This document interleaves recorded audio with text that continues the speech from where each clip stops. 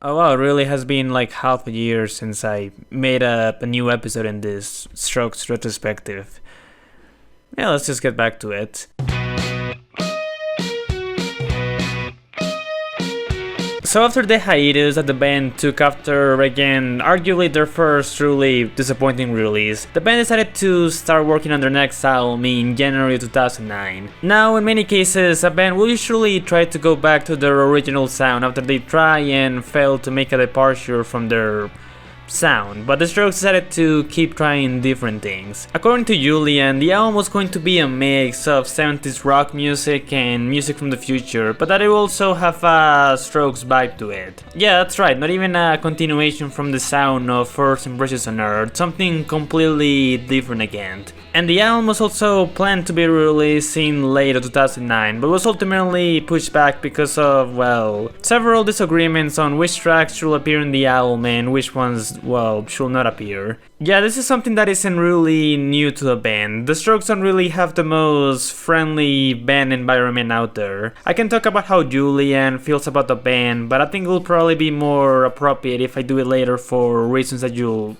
soon will see. Bottom line is, the behind the scenes for this album was an absolute mess. Like, they tried working with another producer, but the band didn't like his reserved production style, so only one of the songs with him ended up appearing on the album instead. And there was also a lot of drama when it came to how many times Julian wasn't there during production of the album. Like, the band's satisfaction was so prominent that it basically led to Julian having to clear out that it was really just production when he was absent, because the band still wrote the songs together. It was just Julian recording the vocals separately from the band. Yeah, so far the album hasn't really gone very well considering it's behind the scenes. Will this be another disappointment like First Impressions on Earth?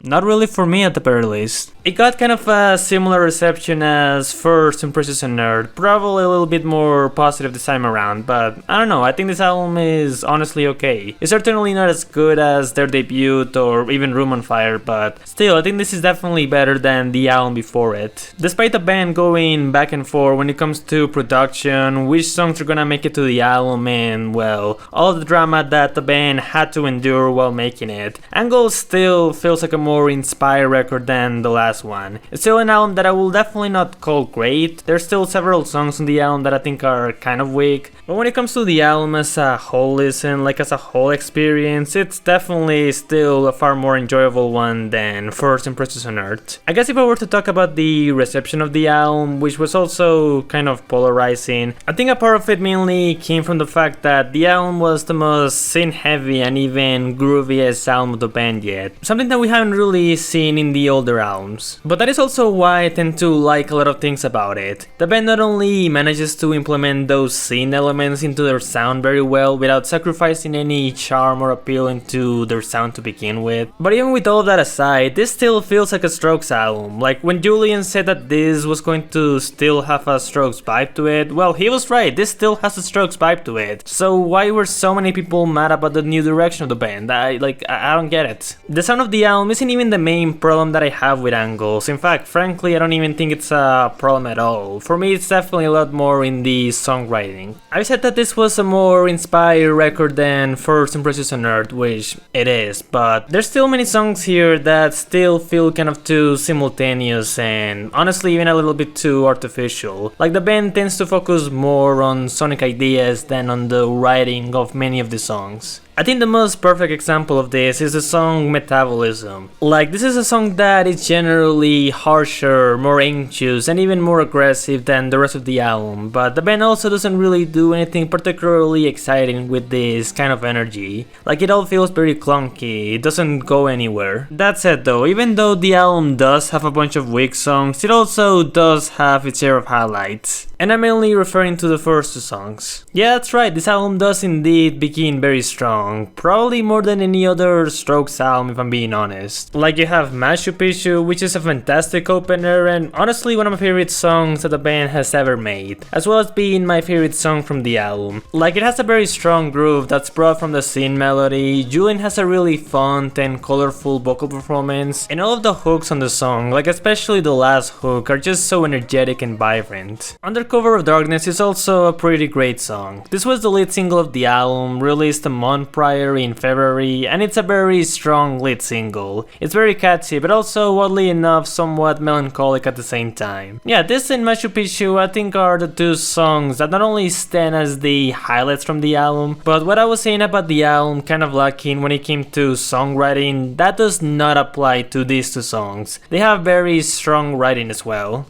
Actually, Taken for a Fool and the last song from the album are also pretty good songs that I don't think necessarily suffer from bad songwriting. Here's a fun fact about the last track. Back when the band tried to work with Joe Ciccarelli, is that how you say it? This was the only song that managed to retain his production, and it kind of makes me wonder how the rest of the album would have sounded like if, well, it had this style of production, because it honestly sounds pretty good. Then again, there's probably a good reason to why the band decided to only keep this song for the final version of the album. I mean, I don't know, I don't really know much of his production history if I'm being honest. But yeah, bottom line is, Angles as a whole is fine. It's definitely a very flawed album, but I do think this at the very least marks a step in the right direction for the band. Which is what I will be saying if the next album wasn't so underwhelming.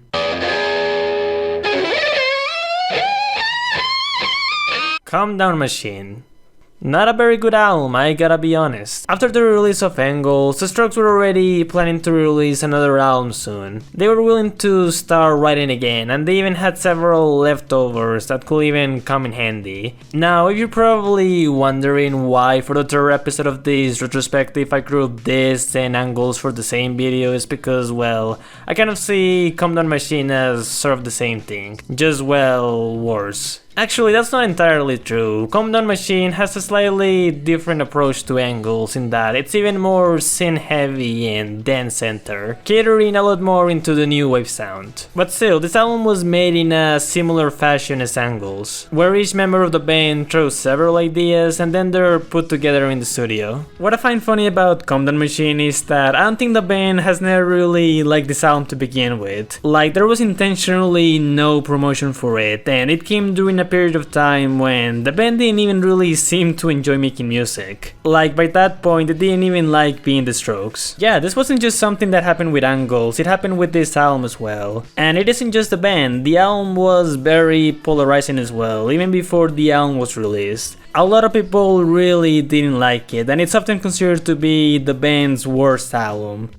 I mean, it is not the worst album, but yeah, I mean, I can see why people feel that way towards Comedown Machine, like, I get it to an extent. Because the album is still kinda bad, like, there's still more songs that I dislike than songs that I like on the album. And even the songs that I like, I mean, they're still not as good as the best songs on Angles, let alone Is This It and Room on Fire. Even First Impressions on Earth had You Only Live Once, which I think is a better song than anything from here. Comedown Machine has the same problem as Angles, where the songwriting is just not there at all, but to a worse extent I would say. Angles had several forgettable songs, but at the very least a lot of those tracks I was able to bring myself to enjoy them as, well, novelties. Like, most of the songs on Angles are not necessarily great, but at the very least they were somewhat interesting. Comedown Machine is just mostly boring. I mean, sure, you have songs like Tap Out and Welcome to Japan, which I think are generally solid, but almost every other song in here falls into a, well,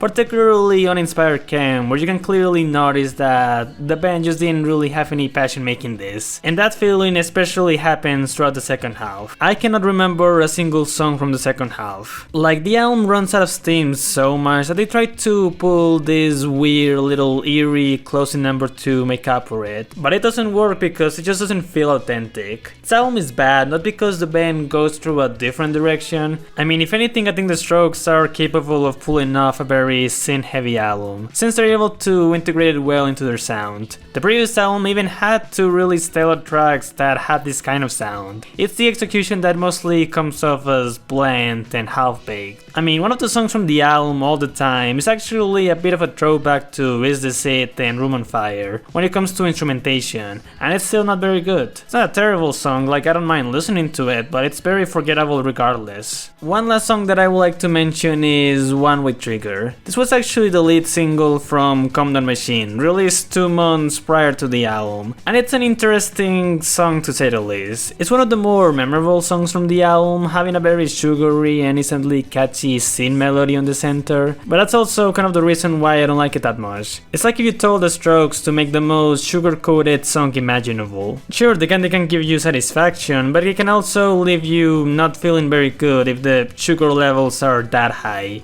I don't know why I'm doing this comparison to begin with. Bottom line is, Comedown Machine kind of sucks. It's not a god-awful album, but it's still very misleading, boring, and even kind of awkward at times. So now the question is, where do the Strokes go from here? Well, this is where it gets interesting, but I'll reserve that for the next episode. We're going to be talking about the new Abnormal, but also the EP that they released 4 years prior to it, as well as Julian's side project The Voids. So hey, stay tuned for the next episode.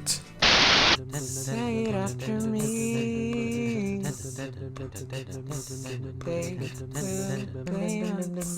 Crucify and shame us.